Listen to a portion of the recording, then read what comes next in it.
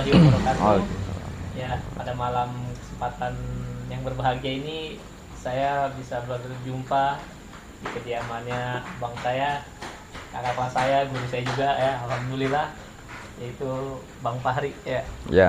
Bang Fahri gimana kabarnya Bang Fahri? Alhamdulillah sehat, cuman emang kondisi lagi agak ini aja nih, pilek Oh, kita. sama agak batuk sedikit. Oh, tapi bukan COVID kan Bang? Bukan. Udah sirna itu mah kali lah.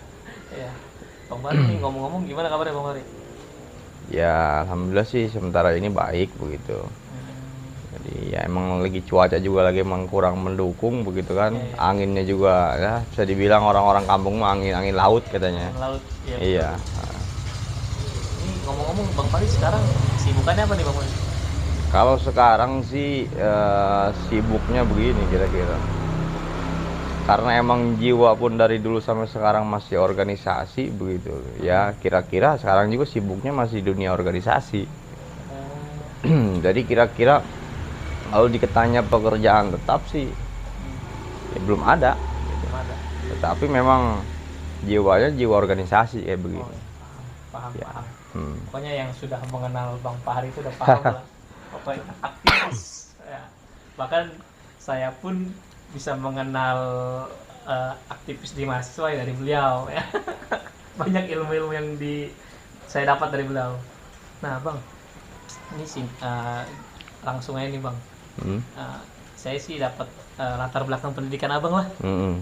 Itu gimana, Bang? Dulu, Bang. Ya, kalau latar belakang pendidikan begitu ya, karena emang kita di setting itu sama orang tua pertamanya kan, bukan memang kemauan kita sendiri gitu, kan namanya Iya. kita masih kecil ya. Latar belakang sih semuanya juga latar belakang keagamaan, Keagamaan. bahkan sampai SMA pun ya namanya aja SMA Lasiran Nurul Iman begitu kan, tetapi semua pusarnya tetap tentang keagamaan gitu. Jadi latar belakang ya semua juga bisa dibilang dari keagamaan.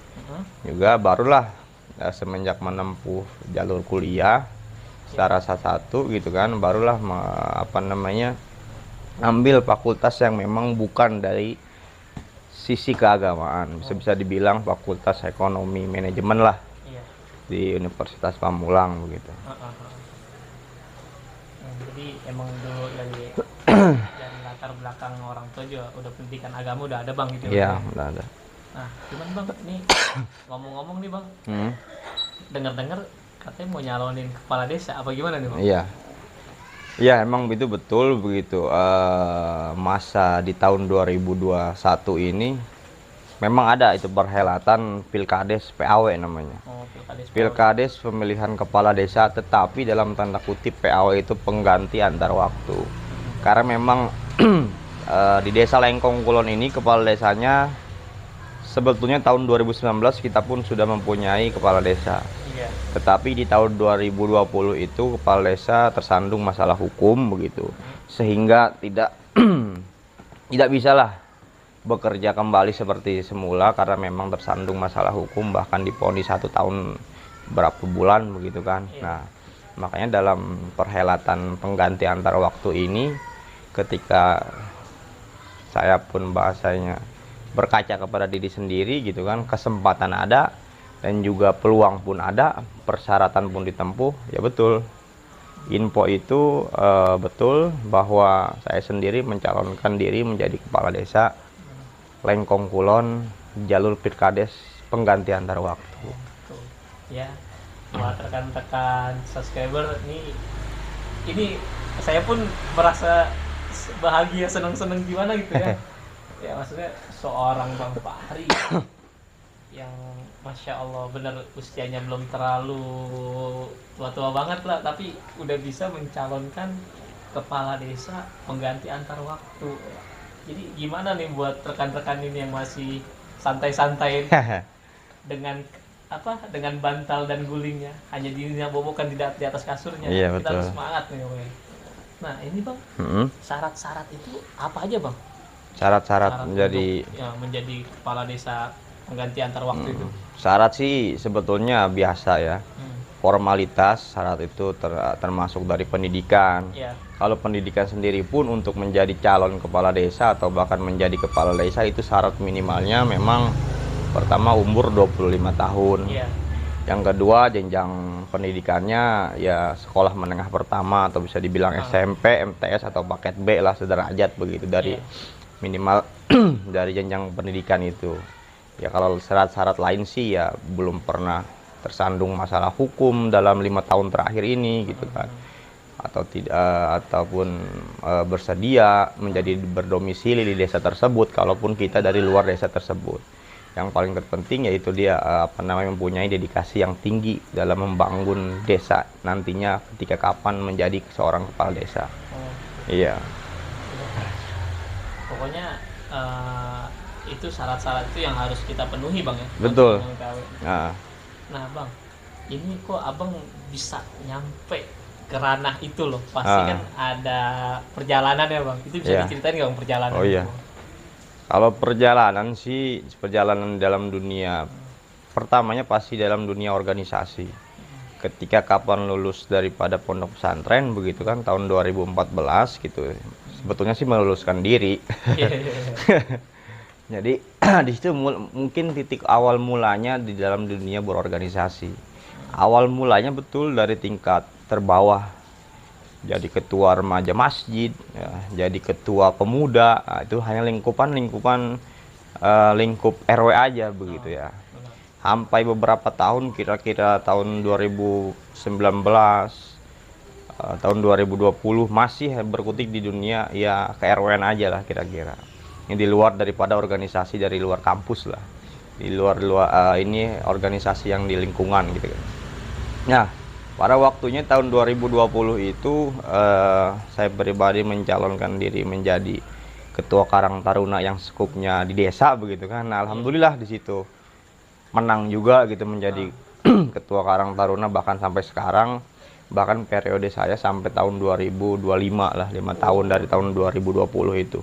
Jadi awal mulanya sebetulnya sih dalam dunia sosial begitu. Sosial. Karena memang kita sering tingkat kepedulian kita, jiwa berorganisasi kita terasa terpanggil ketika kapan ya di lingkungan ataupun di sosial itu ada beberapa yang memang kita pikir itu kurang berkenan dalam hati kita pribadi dulu begitu kan. Tapi tentunya sebelum kita memperbaiki sosial, lingkungan dan lain sebagainya pastinya diri sendiri dulu lah kan. Untuk merasa kira-kira jangan selalu merasa benar juga begitu kan. Nah, awalnya pasti di dalam dunia organisasi. Mengapa bahasanya memberanikan diri dan lain sebagainya? Karena mungkin bisa dibilang atau track record sejarah Pilkades itu pasti orang-orangnya mempunyai pertama powernya luar biasa, entah power dari dia, dari orang tua dan lain sebagainya, apalagi dari harta gitu kan. Yang kita tahu Pilkades itu minimal tuh 1M sampai 2M. Ada modalnya. politik bang ya? Iya pasti itu Ada tidak politik ya bang? tidak bisa dipungkiri gitu kan. Nah sekarang seorang Fahri Pradana yang tadi ditanya pekerjaannya apa begitu kan, saya pun bingung masih menjawab pekerjaannya apa begitu kan, karena tadi hanya berkutik di dalam masalah organisasi aja. Tetapi saya punya prinsip dalam berorganisasi begitu ya, tidak berpenghasilan tetap, tetapi tetap berpenghasilan. Iya. Filosofinya mantap Iya, begitu bang. iya. Ulang bang sekali lagi bang apa bang tadi? Jadi ya yang bahasanya menuntun sampai saya sedemikian cintanya terhadap organisasi itu. Kalau masalah dari pribadi begitu ya, masalah dari materi ya tidak berpenghasilan tetap, Tidak berpenghasilan tetap, tetapi tetap berpenghasilan. tetapi tetap berpenghasilan. Nah. Mantap pokoknya.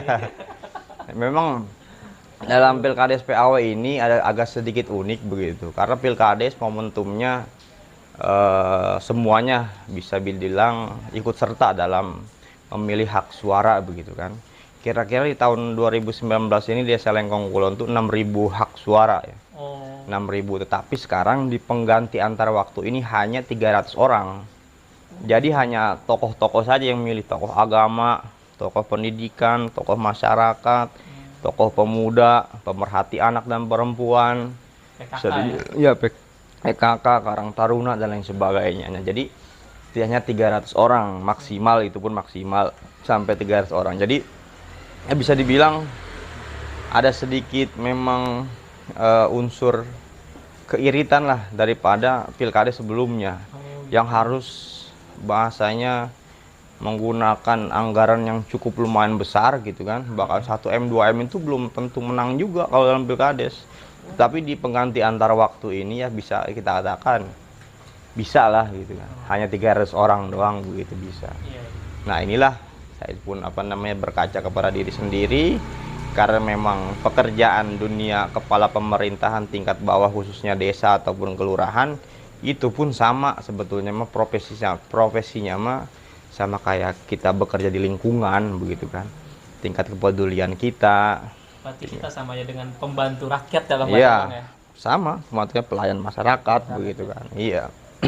Nih Bang, ngomong-ngomong nih Bang, Abang kan dulu punya lakop, kalau bahasa anak pondok mah lakop, ya gak?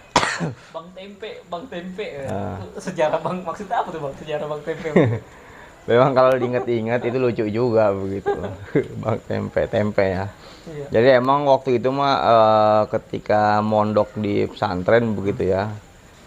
Ya kira-kira tuh orang-orang kalau pulang ke asrama begitu ya, pulang atau ke masjid, langsung ke masjid. Ini kita di gerombolan kita ini pulangnya bukan ke asrama, bukan ke masjid, tapi ke saung, ke empang begitu. Nah, itulah orang-orang itu tuh yang memang membuat sebutan ataupun lakop bagi saya sendiri gitu. Karena waktu itu ceritanya lah biasa lah, namanya juga santri, agak jajan dulu sedikit, nyepet. Iya. Ketika kapan kita dilanda rasa lapar yang amat sangat begitu kira-kira, kita beli tempe lah ceritanya. Ya beli tempe, terus kita kekenyangan bahasanya. Teman saya nanya itu, ada orang masih namanya orang Kedaung lah. Lu kenapa Ri katanya? Mabok tempe gua. Mabok tempe, nah disitulah kira-kira tuh sebutan awal-awalnya sebutan tempe-tempe, bahkan sampai sekarang mah sampai lingkungan di mana saya tinggal pun ada juga tuh sebagian yang bilang PP aja, tempe-tempe aja. Padahal awal mulanya mah dari Bogor lah, dari pondok jauh begitu sampai dibawa ke sini. Ya bisa kira-kira kita bisa prediksi lah, hanya orang-orang pondok paling yang tahu. Tapi sekarang mah udah hampir semuanya ini. Ini sejarah yang lucu soalnya. Iya. Nah Bang, di akhir penutup nih Bang, apa sih Bang pesan-pesannya Bang buat generasi milenial? Salah satunya Abang ini masih bisa bilang anak milenial lah. Iya betul. Kalau untuk anak milenial begitu ya, memang harus berani mencoba gitu ya.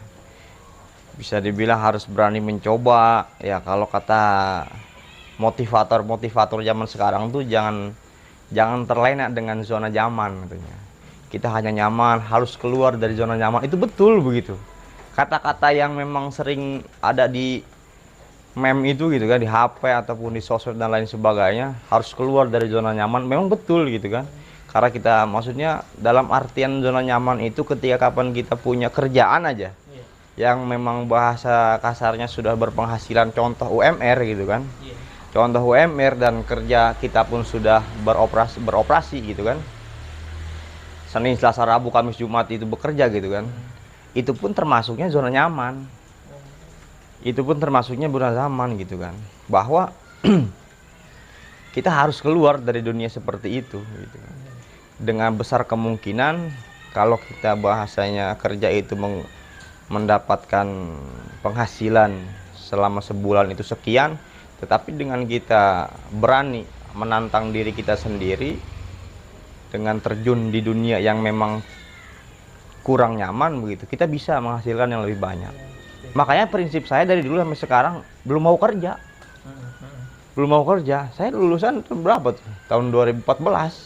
Sampai sekarang nggak kerja, bahasanya kuliah bisa lulus, bahkan saya nikah belum kerja. Mantap. Kuliah juga belum lulus. Terus begitu nikah punya anak. Anaknya kembar lagi. Dua lagi, bukan main-main. Jadi itulah kira-kira tuh, harus keluar dari zona nyaman, betul-betul kita berani mencoba, jangan takut lah sama rezeki mah begitu. Apalagi kita memang yang backgroundnya santri bisa dibilang begitu kan. Wah, santri mah udah makan pahit manisnya kehidupan, walaupun memang kadar usia masih dibilang masih cukup muda gitu kan. Jadi begitu kita selepas kita keluar dari pondok pesantren, ya itulah harus berani mencoba. Salah satunya kayak begini, mula-mula jadi YouTuber gitu kan, punya podcast yang bahasanya sederhana, tapi lihatlah nanti pokoknya. Amin, amin. Nah, amin. yang paling terpenting satu lagi itu, kalau di dunia usaha yang penting ulet. Bagaimana juga. Siap. Jangan patah semangat ketika kapan udah mulai lesu, mulai bosen dan lain sebagainya. Nah, itulah ujian-ujian memang orang-orang yang mau sukses kayak begitu. Betul banget, Bang. Iya. Harus digeluti aja di dunia 1 atau 2 begitu kan. Nah, paling itu doang sih bacanya, pesan untuk milenial, karena memang saya pun sendiri masih terbilang masih milenial begitu kan. Bahkan kalau misalkan sekarang jadi kepala desa, mungkin bisa dibilang jadi kepala desa termuda seluruh Indonesia. Betul, betul. Karena persyaratannya saja 25 tahun begitu kan. 25 tahun. Ya saya sekarang masih berusia 26 tahun gitu. 26 tahun 3 bulan gitu. 3 bulan, iya, iya. Iya, bisa dibilangnya mudah-mudahan aja. Karena murni saya juga berani mencalonkan diri itu karena memang itu dia tadi bilang, berani mencoba, karena memang ulet dalam dunia kepedulian, sosialisasi, dalam dunia organisasi, maka terciptalah seperti ini nasib kita. Yang nantinya di akhir ujung itu ya kita menjemput takdir kita lah. Nah, jadi jangan pemuda juga jangan bahasanya terlena ataupun lain sebagainya atau menunggu keajaiban. Tetapi ya harus memang terjun langsung kira-kira. Dibuktikanlah dengan kenyataan-kenyataan, karya-karya dan lain sebagainya. Kalau hanya duduk manis menunggu keajaiban, keajaiban dunia ke-8 mungkin. Oke, Bang, terima kasih banyak, Bang, udah meluangkan waktunya. Iya. Dan ini mudah-mudahan para generasi milenial bisa mengambil pelajaran dari Kanda kita ini ya. Oke, jangan lupa like, subscribe, and comment di AF Channel.